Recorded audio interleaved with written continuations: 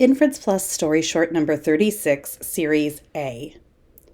Everyone wanted a job at USRC. For every watch face a girl painted, she could earn 1.5 cents. If you were fast and accurate, her friend Alvina said, you could do 250 dials a day, making your pay $18 a week. A fortune. Quinta was only bringing in $5 a week at the poultry plant, and it was filthy, disgusting work.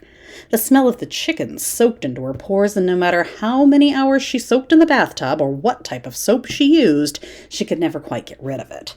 She herself didn't notice it so much anymore, but she knew other people did, especially boys at the jazz club who wouldn't give her more than one turn on the dance floor before remembering they had some friend they forgot they were supposed to meet.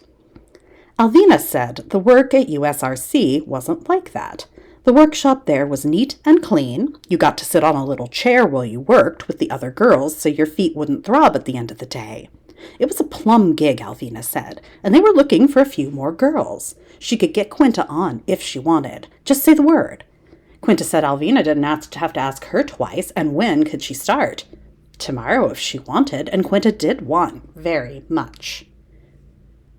This is how you paint them, Alvina said. Quinta sat beside her and watched as Alvina picked up a watch face from the bin. She quickly lifted the tiny pointed paintbrush to her lips and licked the tip to a point, then dipped the sharpened brush into a small pot of the paint. Deftly, Alvina swiped the brush across the face of the watch before gently blowing on it to help it begin to dry. She laid it on the tray with the other finished watch faces. Easy as pie, Alvina said. Now you do one. Quinta did her best to mimic Alvina's movements exactly. She wasn't nearly as fast. Don't use so much paint, Alvina cautioned. It's special paint that glows in the dark and it's expensive. Quinta slid the brush along the edge of the jar to remove some of the paint.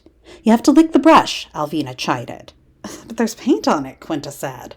Alvina giggled. A little paint never hurt nobody, Alvina said dismissively. If it did, then every kiddie in grammar school would be laid out, right?